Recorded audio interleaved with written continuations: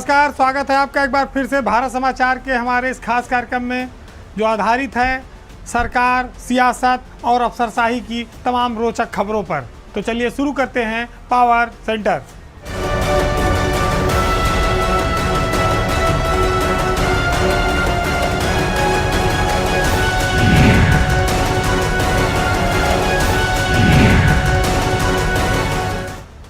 उत्तर प्रदेश के बिना केंद्र में कोई सरकार नहीं बनती। लोकसभा में बहुमत ही तभी मिलता है जब यूपी से कोई पार्टी सबसे ज़्यादा सीटें जीत कर जाए। लोकसभा का चुनाव आने वाला है।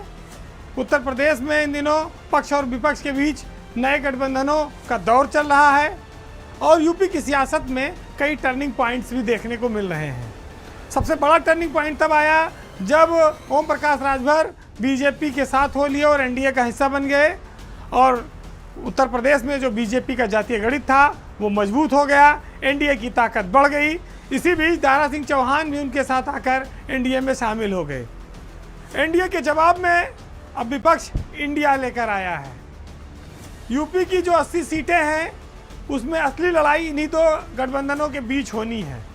हालांकि एक तीसरा ध्रुव है मायावती का, वो ना एनडीए में है ना इंडिया में है, लेकिन एनडीए जो अब तक मजबूत दिख रहा था, जो उसके लिए एकदम रास्ता खाली दिख रहा था, उसके सामने इंडिया के गठबंधन ने एक नई चुनौती पेश कर दी है।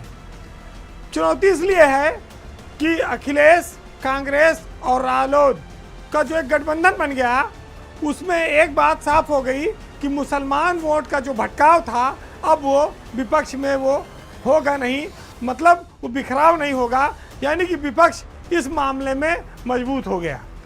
इंडिया ने उसको बड़ी ताकत दे दी इस गठबंधन ने।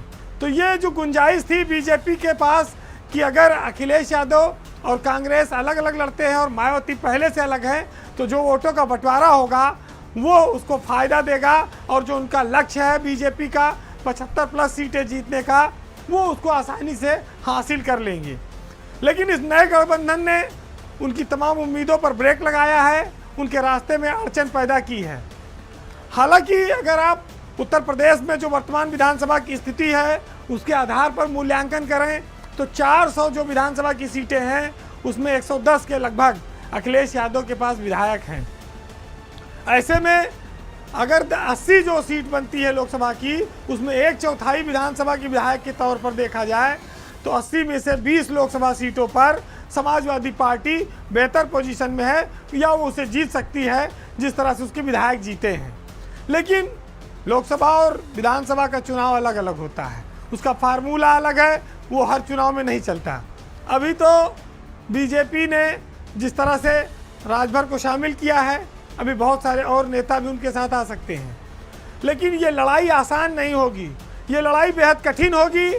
ये ज़रूर देखना होगा कि अभी जो इंडिया बना है उस इंडिया में और छोटे छोटे कौन से दल आ सकते हैं।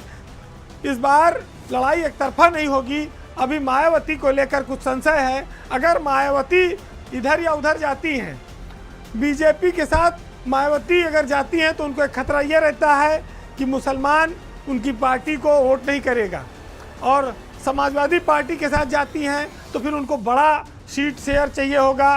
पिछली बार वो 39 सीटों पर चुनाव लड़ी थी, शायद इस बार इंडिया के गठबंधन में वो उनको उतना ना मिल सके।